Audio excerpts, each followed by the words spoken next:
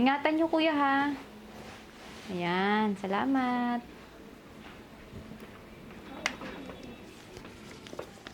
Ito po, oh.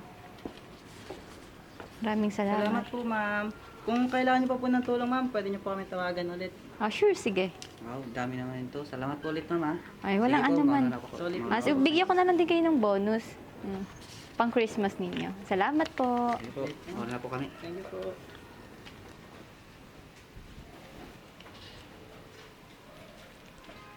Nandiyan ka pala, Julia. Magandang umaga po, Aling Agnes. Oo, tama-tama. Ito yung susi, ha. Ingatan mo yan, ha, Julia, ha. Pamana sa akin ng lolo ko yan, ha. Sige po, ingat po kay Aling Agnes. Sige. Simula ang bago kong tirahan. Hindi ko maiwasan na may mararamdaman akong kakaiba dito. Tuwing ako lang mag-isa sa bahay na to. Marahil, pagod lang ako? O dahil sa aking trabaho bilang call center agent? O dahil sa bahay na ito na nababalot ng madilim na kwento? Wow, ganda ng bagong bahay mo ah. Fairness, malaki siya. Siyempre, kailangan. Toray ah. Ayoko na rin kasi umasa sa mga magulang ko. Dependent woman yarn. Kailangan tumatanda na kasi tayo. So, paano yung work mo? Malayo dito yung office natin. Mag-work from home ako, tsaka mag-aaral na rin kasi ako next month. Kailangan ko makapagtapos ng pag-aaral itong college. Wow, sipag yarn. Alam mo, kaya bilib ako sa'yo, Beshi.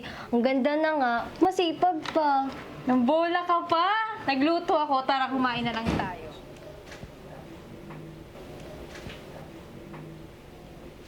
Oo. Wow, thank you, Beshi. Welcome.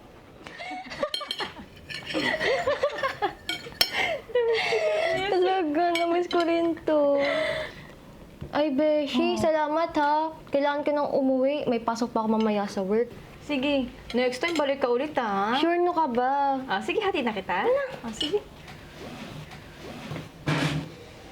Tara, hatid na kita. Tara na. Uy, thank you, Beshi ha. Next time ulit. Oo naman, ikaw pa.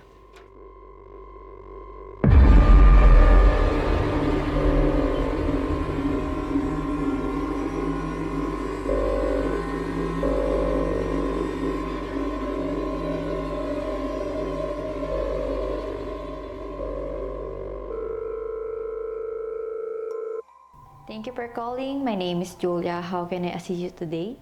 Hey, I need your help with my account. It's been locked and I really cannot log in.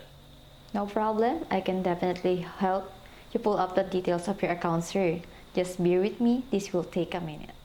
Okay, just take your time. You already have my records, right? Yeah? Okay, great. And you're working from home, correct? Yeah. Yes, sir. I am working from home. How did you know? Well, your headset did not have any noise cancelling because I can hear a woman crying. What's going on?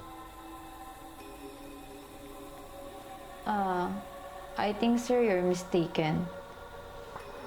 I'm alone.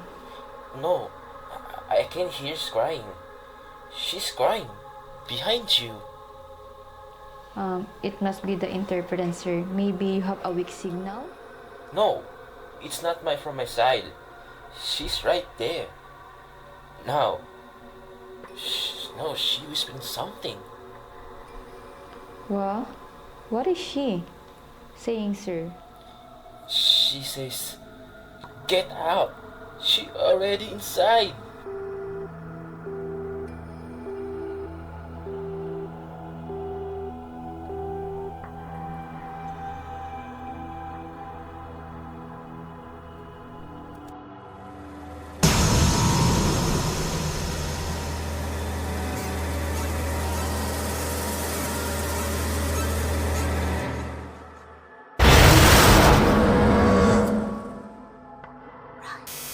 Gabi-gabi, lagi nagpaparamdam ang babae dito sa bahay. Kaya naisipan ko na lumipat sa bagong tirahan ko at makapagpahinga dahil sa nangyari sa akin. Nag-resign na rin ako sa aking trabaho para naman makapag-focus ako sa pag-aaral ko. Ngayon, tahimik na ang buhay ko. Ayaw ko nang maranasan ang nakakilabot sa aking buhay.